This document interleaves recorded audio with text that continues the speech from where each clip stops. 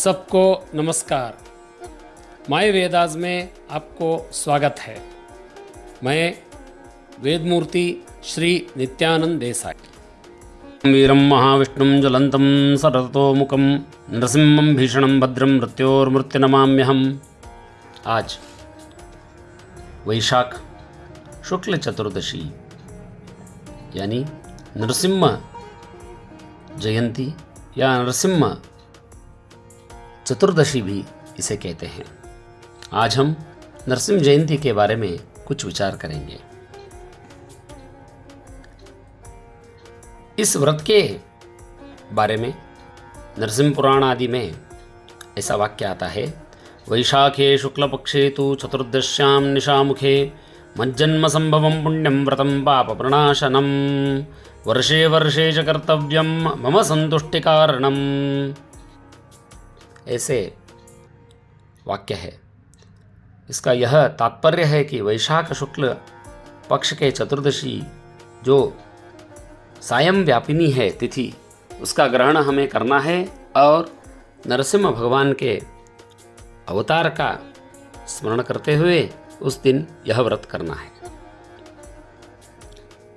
इस व्रत के बारे में स्कंद पुराण, नरसिंह पुराण, वराह पुराण अनेक जगहों में हमें इसका प्रमाण मिलता है।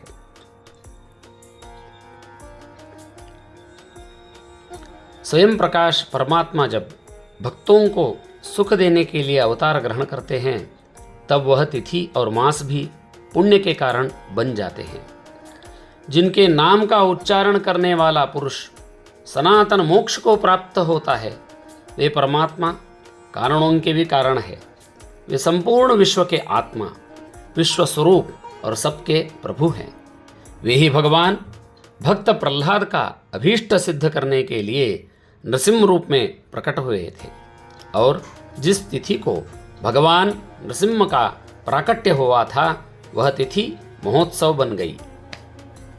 जब हिरण्यकशिपु नामक दैत्य का वध करके देवाधिदेव जगतगुरु भगवान नरसिंह सुखपूर्वक विराजमान हुए, तब उनकी गोद में बैठे हुए ज्ञानियों में श्रेष्ठ प्रहलाद जी ने उनसे इस प्रकार प्रश्न किया, सर्वव्यापी भगवान नारायण, नरसिंह का अद्भुत रूप धारण करने वाले आपको नमस्कार है। सुरश्रेष्ठ, मैं आपका भक्त हूँ, अतः यथार्थ बात जानने के लिए आपसे पूछता हूँ। स्वामिन, आपके प्रति मेरी अभेद भक्ति अनेक प्रकार से स्थिर हुई है। प्रभु, मैं आपको इतना प्रिय कैसे हुआ, इसका कारण बताइए। तब करुणामय नरसिंह भगवान कहते हैं, प्रहलाद, एक चित्त से सुनो। अन्य भक्तों की अपेक्षा तुम पर मेरी इतनी अधिक स्नेह क्यों है, इसका मैं आपको बताता हूँ। पूर्व जन्म में तू विद्याहीन, आचारहीन वासुदेव नामक ब्राह्मण था। एक बार मेरे व्रत के दिन विशेष कारणवश तूने न जल पिया, न भोजन किया, न सोया और ब्रह्मचर्य से रहा। इस प्रकार स्वतः सिद्ध उपवास और जागरण हो जाने के प्रभाव से तू भक्तराज प्रहलाद हुआ। तो यह सुनकर प्रहलाद जी को बहुत ही संतोष हुआ और उन्होंने इस व्रत के बारे में पुनः पुनः भगवान से प्रश्न किया। इस व्रत के बारे में व्रतराज, धर्म सिंधु आदि ग्रंथों में हमें इस व्रत के संबंधी प्रयोग और आचरण के बारे में विस्तृत हमें लेख मिलता है। सबसे पहले व्रत के दिन प्रातः काल में सूर्यादि को व्रत करने की भावना निवेदन करके तांबे के पात्र में जल ले और यह मंत्र पढ़ते हुए संकल्प करे, नृसिंह देवदेवेश तव जन्म दिने शुभे उपवासं करिष्यामि सर्वभोग विवर्जितः।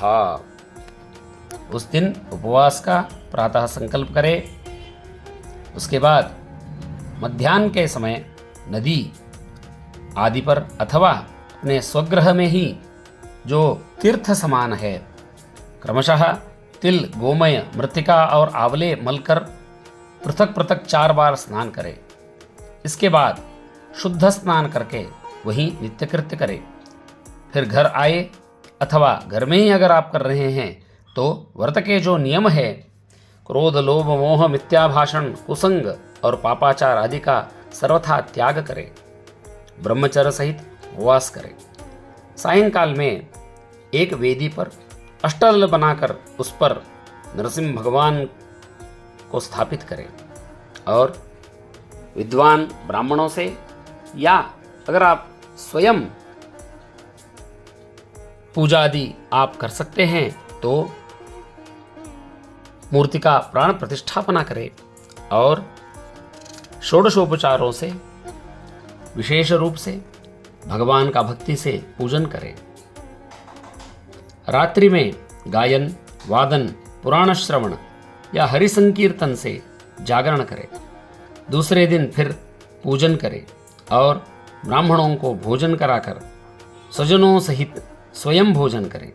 इस प्रकार प्रतिवर्ष करते रहने से नरसिंह भगवान उसकी सब जगह रक्षा करते हैं और यथेच्छ धन धान्य देते हैं। नरसिंह पुराण में इस व्रत का उल्लेख हमें मिलता है। तो जो भी भक्त इस व्रत को अनुष्ठान करते हैं उनके सब मनोकामना पूर्ण हो जाते हैं। वह भुक्ति और मुक्ति दोनों को ही पाते हैं। नरसिंह भगवान के अनुष्ठान से आत्म स्थैर्य हमें मिलता है, मनःशांति मिलता है और जो भी हम संकल्प करके यह व्रत करते हैं उस सत्संकल्प का हमें शीघ्र ही फल मिलता है।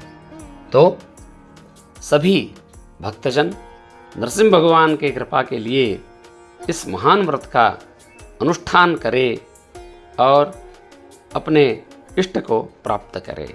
सबको नमस्कार।